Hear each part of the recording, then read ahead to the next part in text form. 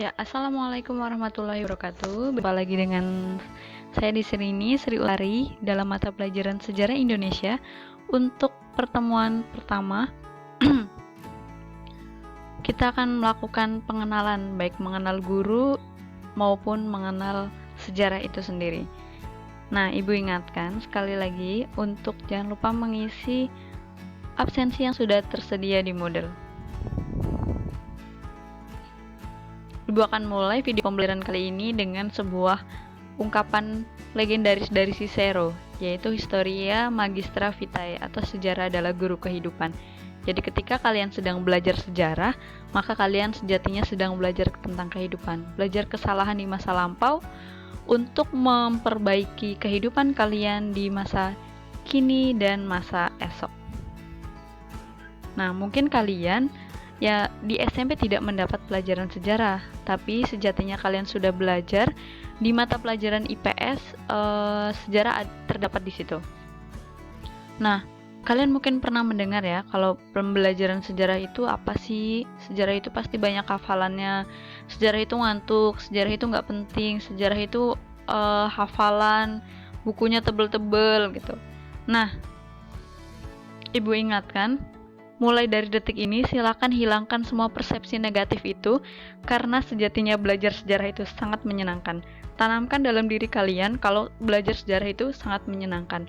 Bahkan Hitler bilang orang yang tidak memiliki rasa sejarah itu seperti orang yang tidak memiliki telinga dan mata. Bayangkan ketika orang yang tidak memiliki rasa sejarah itu bagaikan orang yang buta dan tuli, saking pentingnya pelajaran sejarah. Oke. Sebelum kita masuk ke pembelajaran, kita harus kenalan dulu dengan gurunya ya. Ini biodata singkat Ibu. Nama Ibu Sri Untari, biasa dipanggil Untari. Ibu lahir di Purbalingga 4 Mei 1996. Tentunya sudah lebih tua dari kalian. Ibu tinggal di Utan Kayu Utara, Matraman, Jakarta Timur. Hobi Ibu adalah membaca, menulis, dan jalan-jalan. Ini salah satu foto Ibu ketika jalan-jalan di Bandung ya. Sebuah kedai kopi yang cukup legendaris, namanya Kedai Kopi Jawa. Mungkin kalian ada yang pernah ke sana. Jadi di sini dulunya adalah sebuah toko buku yang sudah berdiri sejak zaman Hindia Belanda. Tapi seiring dengan berjalannya waktu, toko buku ini bangkrut, namun buku-bukunya tidak dibuang. Buku-bukunya tetap ditaruh di situ, dan toko ini berdiri sebagai kedai kopi tempat nongkrongnya para kaula muda. Jadi kalau ada yang mau baca sambil ngopi, boleh mampir ke kedai kopi ini ya. Nah, kita lanjut ke pengertian sejarah. Pengertian sejarah adalah rekonstruksi. Rekonstruksi itu berarti mengungkap kembali, menyusun kembali. Rekonstruksi peristiwa masa lampau yang bersifat penting, abadi, dan unik yang benar-benar terjadi dan berisi tentang kegiatan manusia. Nah, kita kira-kira kata sejarah itu dimulai dari mana ya? Nah, jadi secara etimologis sejarah itu berasal dari bahasa Arab syajaratun yang artinya pohon. Kenapa pohon? Karena karena pohon diibaratkan sebagai simbol kehidupan. Pohon itu dari akar sampai daun itu pasti akan saling berkaitan. Nah, definisi ini juga merujuk pada silsilah raja atau dinasti pada saat itu. Sama seperti peristiwa sejarah, sama seperti pohon ibaratkan. Karena pohon itu akan saling berkaitan dari akar sampai daun. Nah, peristiwa sejarah juga demikian. Peristiwa sejarah tidak mungkin berdiri tanpa peristiwa sejarah yang lainnya. Nah, sedangkan ini adalah pendapat para ahli. Di sini ada Herodotus. Herodotus itu disebut sebagai bapak sejarah. Kenapa Herodotus disebut bapak sejarah? Karena Herodotuslah yang pertama kali menulis sejarah tentang manusia. Kalau sebelum zamannya Herodotus, sejarah itu ditulis tentang para dewa, kisah para dewa. Nah, Herodotus itu adalah orang yang pertama menulis tentang perang Peloponnesia. Dia menulis kalau sejarah itu ternyata tergantung dari manusia, bukan para dewa. Itu ya, kenapa Herodotus disebut sebagai bapak sejarah. Menurut beliau, sejarah bukan berkembang dan bergerak lurus ke depan dengan tujuan yang pasti, melainkan bergerak melingkar yang tinggi rendahnya lingkaran disebabkan oleh keadaan manusia itu sendiri.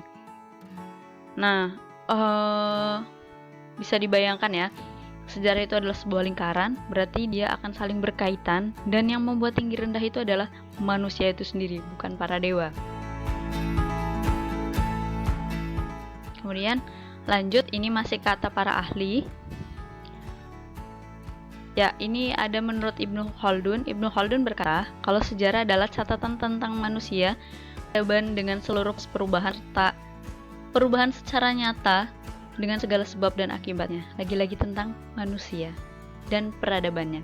Kemudian ini ada Kunto Wijoyo ya. Ada yang kenal, dia adalah seorang sejarawan dari Indonesia. Nah, menurut Kunto Wijoyo, sejarah adalah menyusun kembali atau rekonstruksi masa lalu tentang apa yang telah dipikirkan, dikatakan, dikerjakan, dan dirasakan serta dialami oleh manusia. Sebenarnya masih banyak banget pengertian sejarah dari kata para ahli, dari KBBI. Nanti kalian bisa pelajari lagi, ada di buku, ada di internet, atau dimanapun ya. Nah,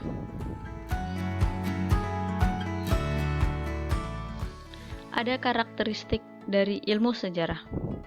Karakteristik itu ciri khas ya. Jadi kalau misal kalian punya teman, itu ada yang rambutnya keriting, ada yang rambutnya lurus, kalian bisa mengenalinya dari jauh gara-gara ciri khasnya.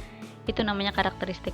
Sama seperti ilmu sejarah, dia juga punya karakteristik. Ada 3 yang perlu kalian ingat. Yang pertama adalah unik atau ain malik, yang kedua adalah penting, yang ketiga adalah abadi. Kenapa sejarah disebut unik?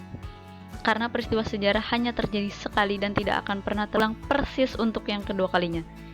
Kalau misal kalian pernah belajar kok ada yang sama di sejarah, itu pasti polanya berulang, bukan peristiwa sejarah itu sendiri ya. Jadi peristiwa sejarah pasti hanya terjadi sekali.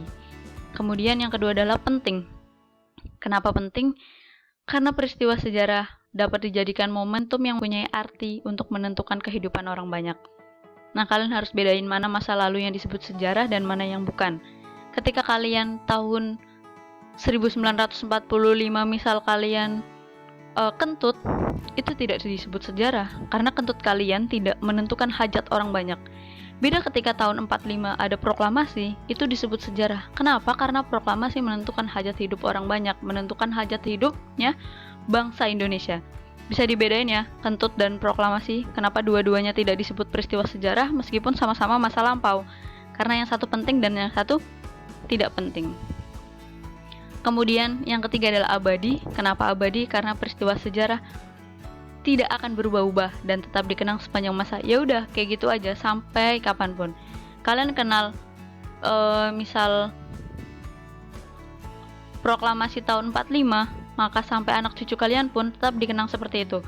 Kalau proklamasi itu ada di tahun 1945, nggak bakalan berubah. Nah, ini adalah 3 unsur penting dari sejarah. Sejarah itu tidak bisa dipisahkan dari 3 hal. Yang pertama adalah waktu, kedua adalah manusia, dan yang ketiga adalah ruang.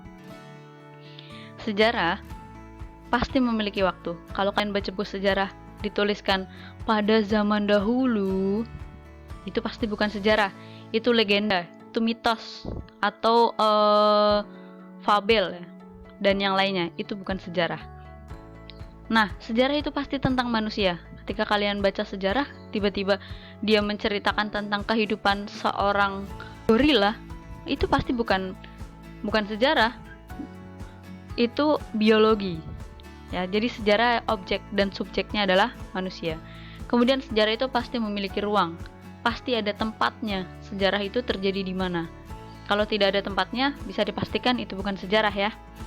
Nah, itu kira-kira 3 hal yang harus kalian ingat, 3 hal penting tentang sejarah yang tidak dapat dipisahkan: waktu, manusia, dan ruang. Oke, pengenalan sejarah kurang lebihnya demikian. Nah, kalau misalnya ada pertanyaan, silakan ditanyakan di forum tanya jawab yang sudah disediakan di Moodle.